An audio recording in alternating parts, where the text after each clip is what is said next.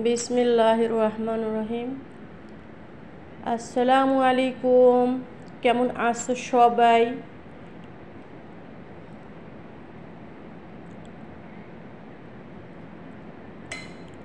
Hello everyone, কি অবস্থা? সবাই কেমন আছো? আশা করছি সবাই অনেক অনেক বেশি ভালো আছো। আলহামদুলিল্লাহ, আমরাও ভালো আছি।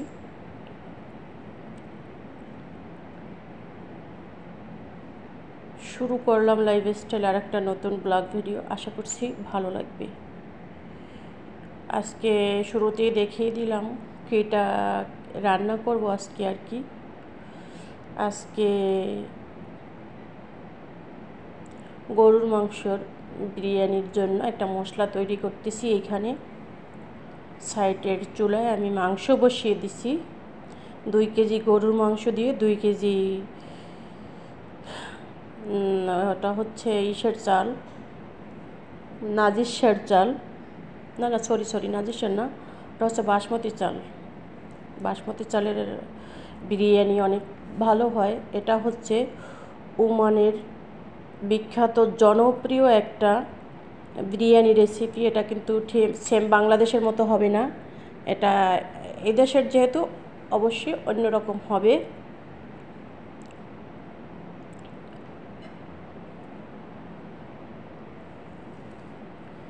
দেখতে থাকো, অনেক বেশি ভালো লাগবে। অনেক সময় আছে কি ভিডিওতে ভয়েস দিতে কথা বলতে ইচ্ছা করে না, সেটা সবার সাথেই হয়। একা একা ভিডিও এডিটিং করা, ভিডিও করা, সমস্ত কাজ একা হাতে, সব কিছু মিলিয়ে একদম ক্লান্ত হয়ে যায়। সবাইকে সময় দেয়া, সবার কাছ থেকে সময় নেয়া, কি যে একটা প্যারা এই ইউটিউব। জানি না এই ইউটিউবের প্যারা থেকে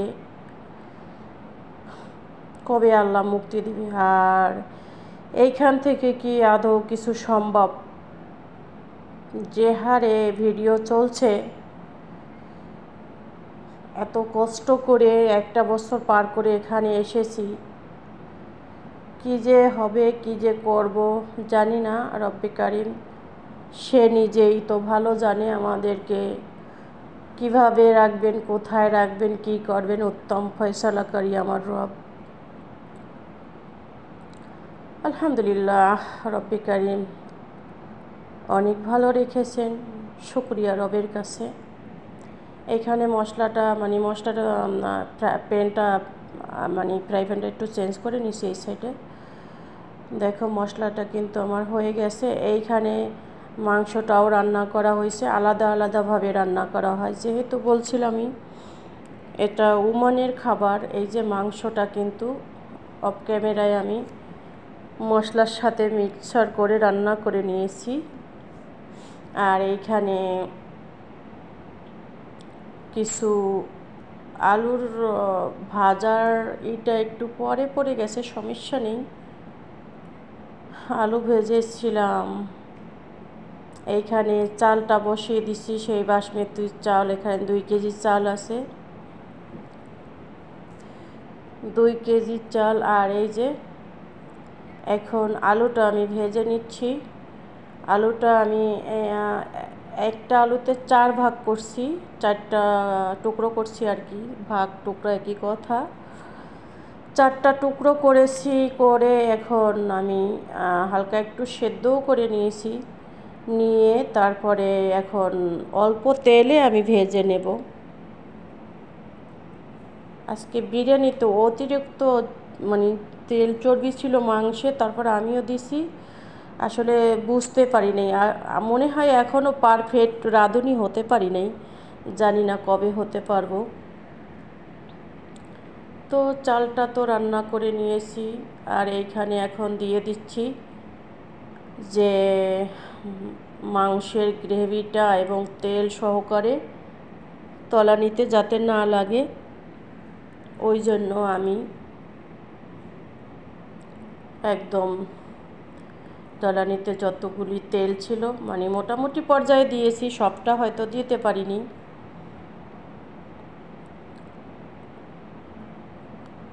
কিছু চাল উপরে থেকে দিয়ে দিলাম। চালটা একটু শক্ত আছে, যার জন্য আমি একটু পানি সহকারে দিছি। হালকা পানি আছে আর কি, স্টিনারে সেঁকে রেখেছিলাম, কিন্তু নিচে একটু পানি আছে আর কি, ওই নিচের পাতিলে পানি আছে ওখান থেকে আর কি। তো এখন আমি অল্প অল্প করে মাংসগুলি লেয়ারে আমি দিয়ে দেব। দেখতে থাকো, দেখতে দেখতে ভালো লাগবে। জানি না কে কে আসো এখনও, চাইলে আমার চ্যানেলটাকে সাবস্ক্রাইব করে লাইক কমেন্ট অ্যান্ড শেয়ার করে দিতে পারো।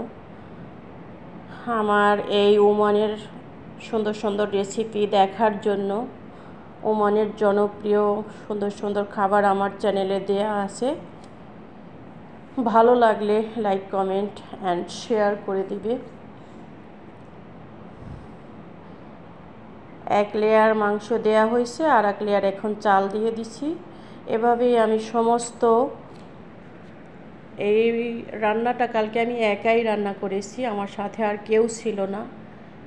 আস্তে আস্তে করে আমি সমস্ত মাংসগুলি এইভাবেই লেয়ার করে দিয়ে দেব। খেতে অবশ্যই অনেক মজা হয়েছিল। 2 কেজি চাল, 2 কেজি মাংস, তার সাথে আলু আছে আধা কেজির মতো, একদম অল্প একটু ছিল, সবগুলি খাওয়া হয়ে গেছে। মজা হয়েছিল মাশাআল্লাহ অনেক। আর ওই যে টমেটোর মশলাটা বানাইছি, মানে বিরিয়ানির মশলাটা বানাইছি, ওটা আমার নিজের ঘরের মশলা বানানো।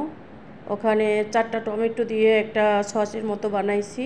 তারপরে এমনি টমেটো সস দিয়েছি 2 প্যাকেট, গরম মশলা, আদা রসুনের পেস্ট, সব কিছু দিয়েছি। আসলে সব কিছু শেয়ার করা যায় না, সব সময় সম্ভব হয় না, অনেক দেরি লেগে যায়। বললাম না যে একলা এক হাতে সব কিছু একা সারা একদম কষ্টের বিষয় হয়ে যায়। এইখানে ঢাকনার একটু কেমন জানি ফাঁকা ফাঁকা লাগছে। আমি অফ ক্যামেরায় আমি অ্যালুমিনিয়ামের একটা পেপার লাগিয়ে দিয়েছিলাম। আর এই আলুটা আর একটু আগে দেওয়া উচিত ছিল, কিন্তু আমার খেয়াল ছিল না।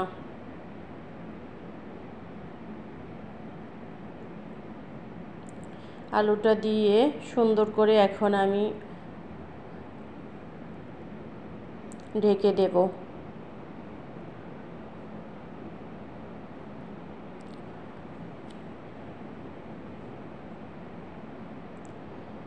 দেখতে থাকো, দেখতে দেখতে ভালো লাগবে। আলুগুলি আমি সুন্দর করে একটা একটা করে সমস্ত বিরিয়ানির ভিতরে এই করে দিয়ে দিছি। পরে দেখি যে না, ফাঁকা দিয়ে হাওয়া বের হয়,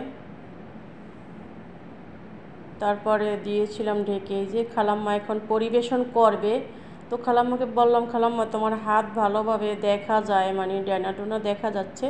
পরে বলে তাহলে তুমি এই সাইডে আসো, এই সাইডে বসে ভিডিও করো, কিন্তু এখানে ভিডিও করলে কেমন একটা ভালো হয় না। যাই হোক, যতটুকু পেরেছি শেয়ার করেছি বন্ধুরা।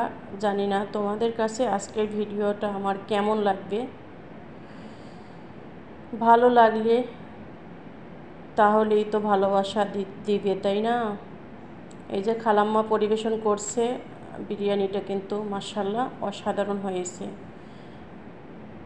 এই বড় হটপটে খালাম্মা পরিবেশন করছে, আমি ভিডিও বানাচ্ছি।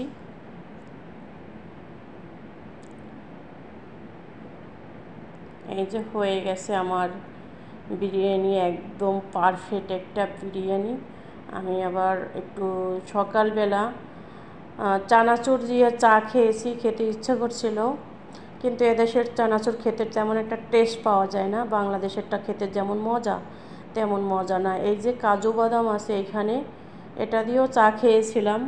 এটা হয়তো কেউ এখনও দেখো নাই, মানে এখন পর্যন্ত অনেকেই নাই মনে হয়, চলেই গেছে মনে হয়। যাই হোক, সমস্যা নাই, আমি সবার বড় বড় ভিডিও দেখি। চা দিয়ে, চানাচুর দিয়ে কে কে খেয়েছো চাইলে জানাতে পারো, যদি ভালো লাগে। আর যদি ভালো নাই লাগে